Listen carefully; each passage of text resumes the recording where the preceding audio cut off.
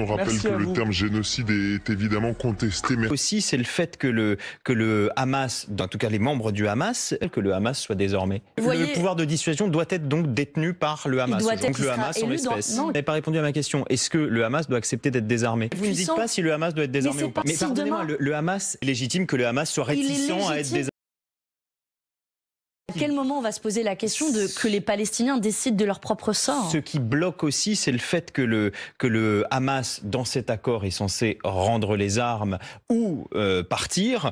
En tout cas, les membres du Hamas, semble-t-il, pour l'instant, ça n'est pas évoqué et ils n'ont pas dit s'ils souhaitaient le faire ou pas. Est-ce qu'il vous semble normal que le Hamas soit désormais désarmé? La question est de savoir comment vous créez un État palestinien. Et pour créer un État palestinien, il faut qu'il puisse y avoir un cadre démocratique. Donc les Palestiniens se choisissent leurs représentants, c'est pas moi qui vais choisir pour eux.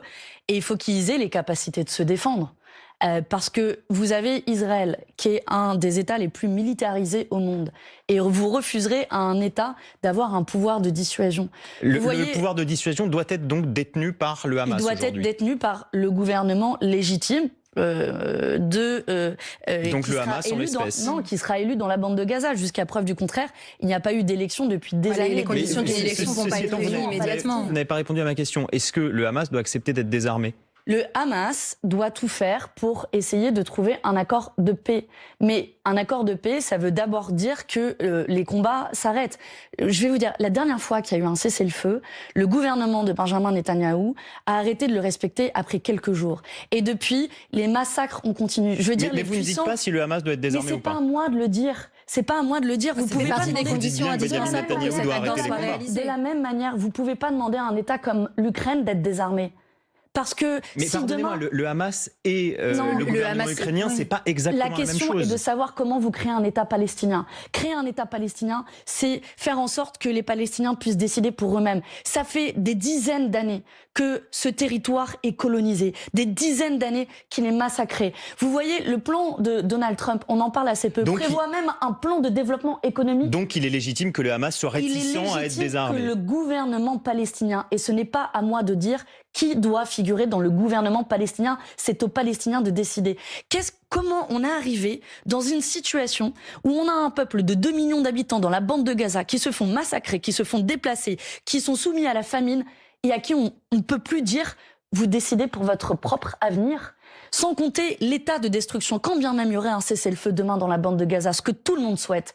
Vous savez que plus de 90% des infrastructures sont détruites. Vous savez qu'il n'y a plus de réseau d'eau, d'assainissement, que une grande partie des infrastructures sont méga polluées. C'est des générations entières qu'on est en train de sacrifier avec la complicité totale des États européens, parce qu'on n'en parle pas suffisamment de l'Union européenne, de la France, qui dit on va y venir, Manon Aubry. Plusieurs élus de votre parti sont actuellement retenus en Israël. Je donne leurs noms: Rima Hassan, Emma Fourreau, François Picmal, Marie Mesmer. Ils ont été arrêtés alors qu'ils tentaient de briser le blocus israélien en naviguant vers la bande de Gaza. Est-ce que vous avez de leurs nouvelles? Non. Nous n'avons pas de leurs nouvelles. Ils ont été arrêtés il y a maintenant plus de 3 jours. On a pu avoir quelques brefs échanges avec leurs avocats et avec le consul de France qui a pu rendre visite pour certains d'entre eux. On sait que leurs conditions de détention sont difficiles, à plus de 10 par une cellule. Ils ont entamé une grève de la faim. On sait que les conditions d'accès à l'eau sont aussi difficiles. Je veux ajouter qu'il n'y a pas qu'eux qui sont détenus, puisqu'il y a plus de 30 ressortissants français. Jean-Noël Barrot, le ministre des Affaires étrangères, a dit qu'il mettait tout en œuvre pour les faire revenir. Il a aussi rappelé qu'il avait formellement déconseillé à tous les ressortissants français de se rendre dans la zone. La pratique et les faits parlent pour eux-mêmes. Les ressortissants italiens ont déjà été rapatriés. Hier. Un avion a été affrété par le gouvernement turc pour rapatrier plusieurs dizaines de ressortissants de différentes nationalités.